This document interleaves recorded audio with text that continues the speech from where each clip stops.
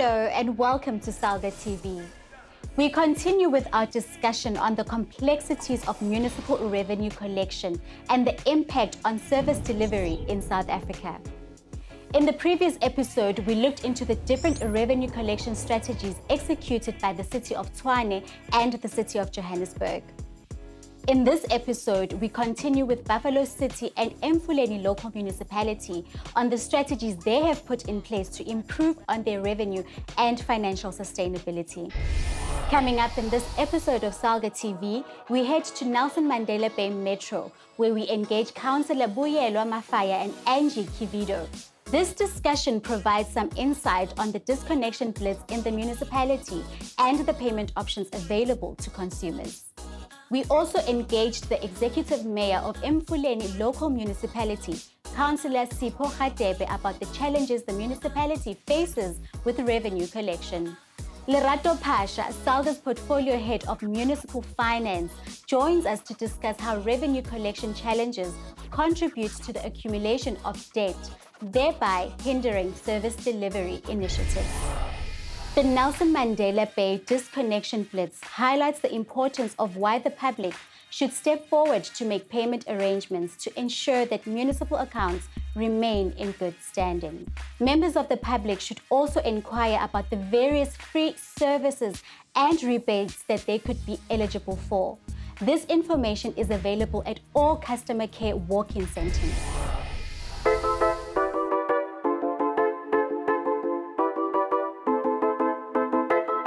Revenue collection plays an important role in financial sustainability in any municipality.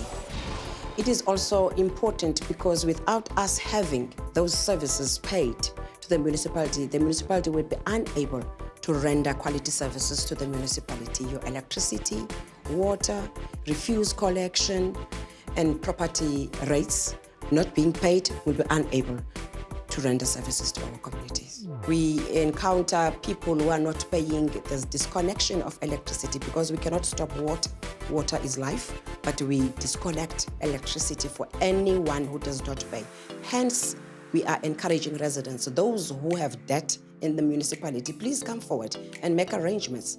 If you are in a household that you are unable to pay, we'll ask you to just put a down payment of 10% and then give you 12 months up to 60 months to pay over your debt.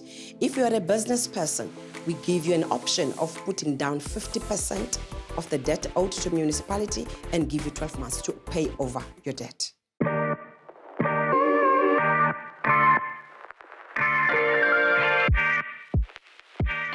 The municipality does offer free basic services in the form of the assistance to the poor.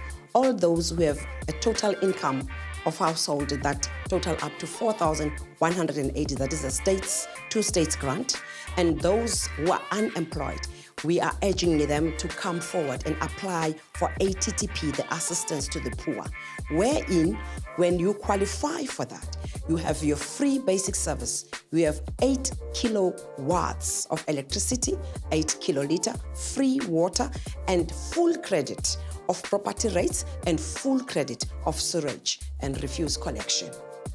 The pensioners, those who are 60 years and above and have a household income of 15,969.48 cents, they are also welcome to come so that they also benefit on what we call the pensioners' rates rebate. We are also encouraging our residents to please come and pay so that we are able to render services to you. The majority of our debt is currently with residential. We've got government and business. The municipality is owed over 15.5 billion in debt, and that's outstanding debt, including current. And the majority of that 15.5 billion resides with the water services. So our residents are using more water, and as a result, there is challenges with water leaks and some education that needs to take place so that they can reduce the accounts that we service them with. We've had a number of campaigns over the past year. I think I want to highlight November 2023. We had 28 accounts specifically identified of accounts that are 90 days and over, residential accounts, and with the campaign we managed to collect 3.8 million. I want to bring this into context is that when we do the disconnection blitzes, we are not targeting specifically 30 days or 60 days accounts that are in arrears. They fall in the normal credit control process. The disconnection blitzes are targeted at people that are 90 days and over, people that are not even servicing their current accounts, and some of them have not even paid the municipality for 12 months and longer. It's small incremental wins that we are making, but we are very specific and very intentional with these disconnection blitzes. The municipality has about 344,000 account holders, and we needed to investigate and segment the reasons why the debt has increased, and also how we could help our residents and our businesses to become good payers and to get back to servicing the municipal debt. One of the key channels we use is in each municipal statement, there's a newsletter. And in the newsletter, we guide our customers as to how, where, and by when they need to pay the municipal account. Now, each customer has about 30 days in which to service their debt. Failure to which they're more than welcome to contact us to say, make a short term, or they can come in to make arrangements to pay off their debt. My name is Angie Kivido, and I'm the current Deputy Director, Revenue Programs. My primary role is to look at the revenue value chain that influences the financial sustainability of the municipality, specifically the revenue collection rate.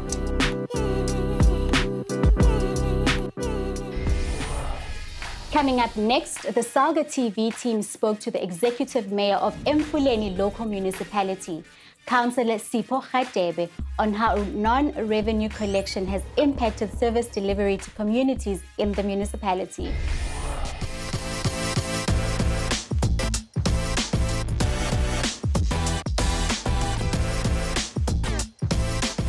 Here with us to discuss Emfuleni Municipality's revenue collection efforts, it's its mayor, Councillor Sipho Radebe. Mr. Mayor, thank you very much for being here with us. It's greatly appreciated.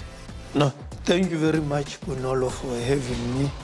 Mayor, how does the municipality rely on revenue collection to fund its service delivery operations? Our collection rate, as we speak, it is sitting at 58%. So that on its own is a challenge, which is impeding very negatively on the service delivery processes that we must engage in. So hence, we always have an outcry from communities to say there are certain things that we are not meeting. The matters of waste collection, with waste collection, it is because the fleet that we are using at waste collection, about 90% of it is from service providers. So which at some point we have to pay them. So unable to pay them at some point, then they will pull out their vehicles that we are utilizing, and then it will affect us negatively on that. With our engagements, one of the things that we want to do in the coming week with the we were discussing, it is the revenue in-depth that we call all the departments that needs to drive revenue to say, come on board, let's sit down. What is happening? Why are we not collecting much? And we also want to engage with also SARS to say, SARS, can you also assist us in the database that we are having? Because there are some of the people who are saying that we are not working, but we know that they are working and they are making fortune out of where they are working or whether it is in businesses, but they are not doing much. So, but one of the things that we are pushing is also credit control measures. Credit control in the areas where we can collect and people are not collecting. There are companies that we are working with. One of them is the Red Ant company, which they will go in and check that so and so they are not paying the municipality. And what do? Then we cut the electricity, we cut water, which is forcing them to come and pay.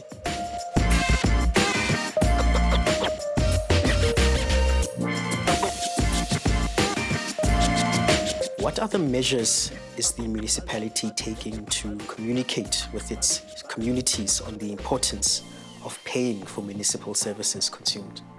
Our communication is still lacking.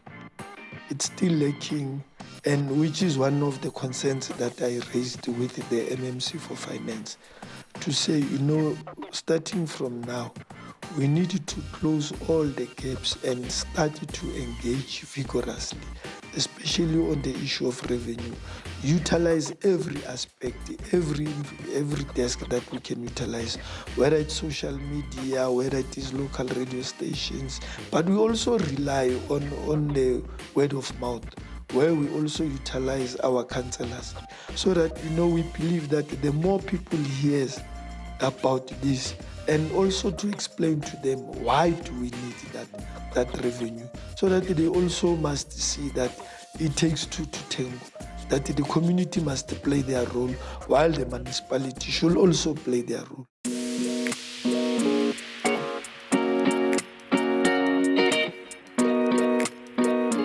To conclude, what is your message to communities, businesses, and government departments in this municipality on the importance of paying for municipal services consumed? I want to say one, those who are unable to pay for services, from the disadvantaged areas, we have a program that we need to start driving it forcefully, which is an indigent registration, where we say, come and register for indigent. And so that you qualify for free basic electricity, you qualify for free basic water.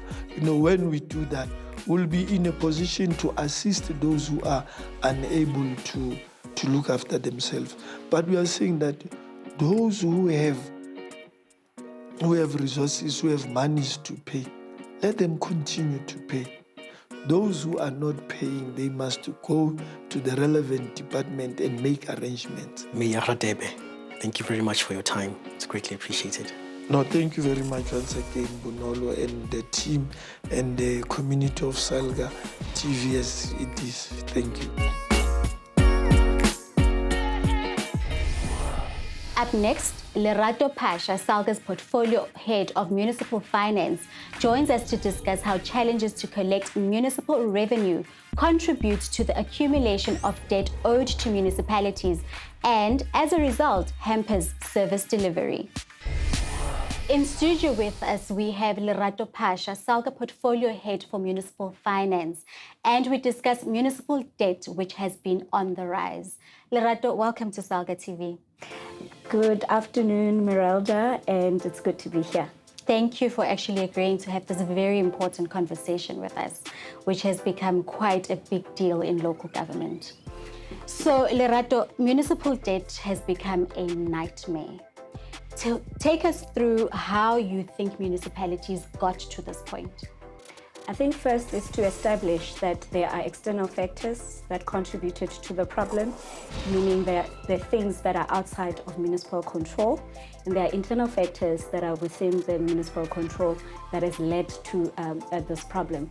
The first external factor is the economy has not been growing, and there has been COVID that has happened, which has decreased the incomes of both businesses, government, and residential consumers of municipalities, which in turn it has limited their ability to pay for their services that municipalities are providing to them.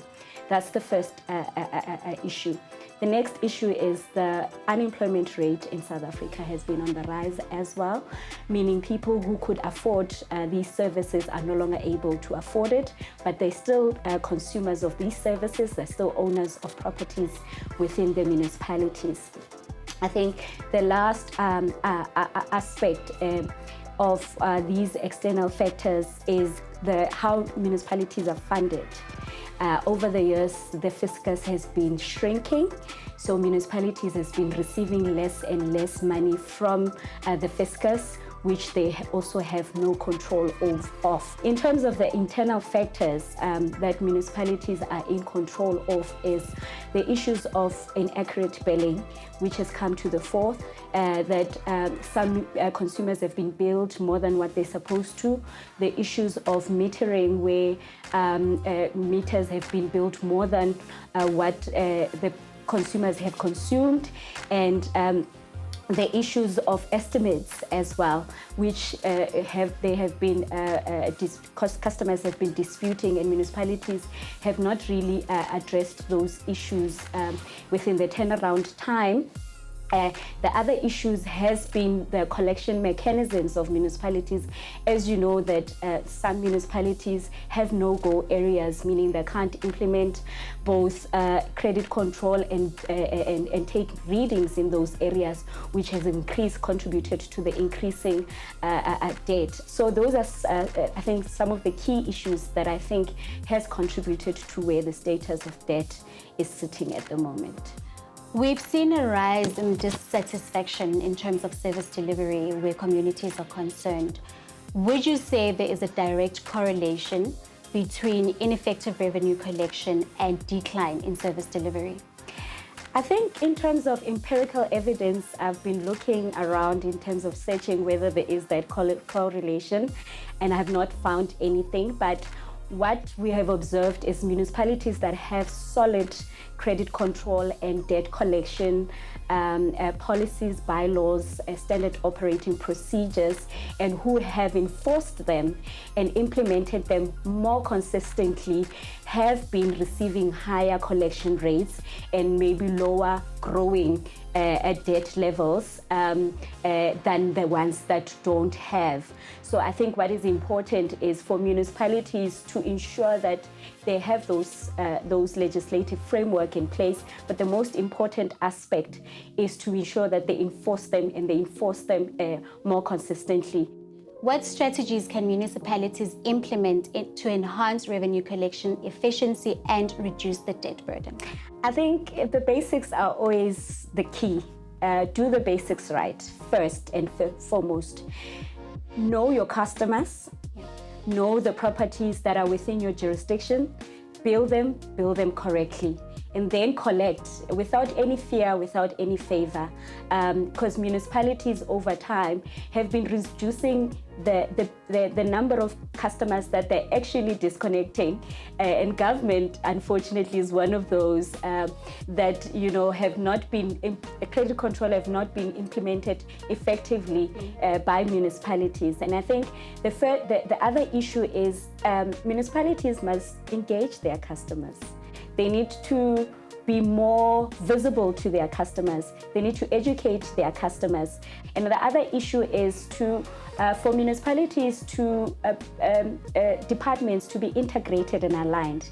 I mean, the value chain of revenue does not start with an account or when we bill. It starts with the metering. It starts with the valuation that is done. So all these departments within the municipalities need to integrate. They need to know that they're servicing the one client. And lastly, Lerato, what legal frameworks or policies are in place to assist municipalities in recouping the monies owed to them, and are they effective? I think the Constitution is the one that mandates us to provide services to consumers. But from the collection aspect of things is the MFMA also directs us to how we should bill, how we should recover revenues of municipalities. The other issue is, which I have not really highlighted, is the issue of distribution losses from theft of consumers. So they are empowered. I think the law is there for them to implement, and I think any shortfall of the law can only be tested when implementation takes place. In some instances, in some municipalities, it is effective. In some municipalities, not effective. And I think it's because of the enforcement element that makes the difference between the two. That's all we have time for, Lerato. Thank you so much for coming in to chat to us and for the insight. Thank you so much. That concludes our show, which hopefully has shed some light on the challenges municipalities encounter in revenue collection from the public, and emphasizing the significance of settling municipal bills to enable efficient service provision in communities. Consumers are urged not to ignore their bills, but to rather come forward and make payment arrangements to avoid disconnection. It's crucial for South Africans to recognize that by fulfilling their obligation to settle municipal bills, they play an active role in fostering a sustainable and prosperous community benefiting from the effective delivery of public services. Embracing this responsibility fosters collective growth and development nationwide. That's all we have time for today. Don't forget to follow SALGA's social media pages to keep up with all local government news and developments. From me, your host, Meralda Nisalega Mnandi.